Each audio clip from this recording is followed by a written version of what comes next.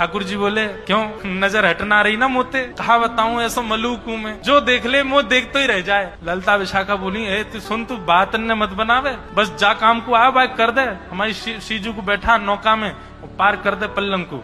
ठाकुर जी बोले पहले एक काम होएगा। बोले अब कहा होएगा?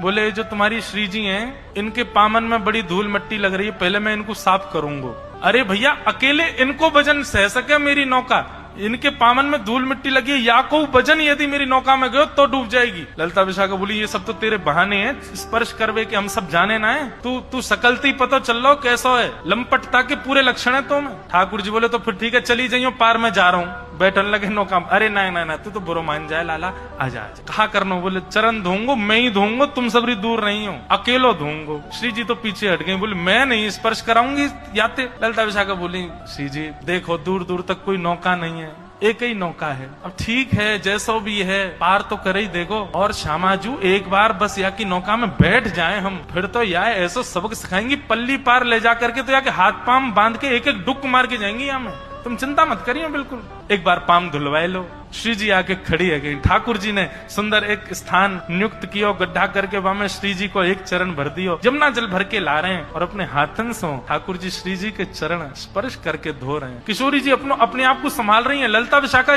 ने किशोरी जी को ऐसे अपनो कंधा देवे आमे, ठाकुर जी के दूर कोई स्पर्श मत करियो, मैं अभी चरण धो रहा हूँ, और चरण धोते समय यदि कोई और ने इनको स्पर्श किया तो ऐसा मानो जाएगा कि मैंने वाक्य चरण भी स्पर्श किए का, और तुम सबन के स्पर्श नहीं करूंगा, तुम स्पर्श के योग्य नहीं हो, मैं तो इन्हीं के करूंगा, या हमारे दूर रहो। श्री जी बोली अरे बाबड़े में गिर जाऊंगी फिर क्या करेगो? ठाकुर जी मंद मुस्काए, बोले अरे आप भी बोलना जानो का, इतनी देर रह गई बोले ही नहीं रही हो, चलो स्वर तो निकलो, एक काम करो ना, मैंने ऐसी बढ़िया पाग पहनी है जड़ी की, यहाँ पे अपने ने हाथ रख दो, दोनों हाथन को रख के बढ़िया खड़ी है, जाओ धो लो आपके चरण। किशोरी जी खड़ी है, दोनों हस्त कमल रख के ठाकुर ने अपने पाम भी आगे कर दिए, हमारे धो देने।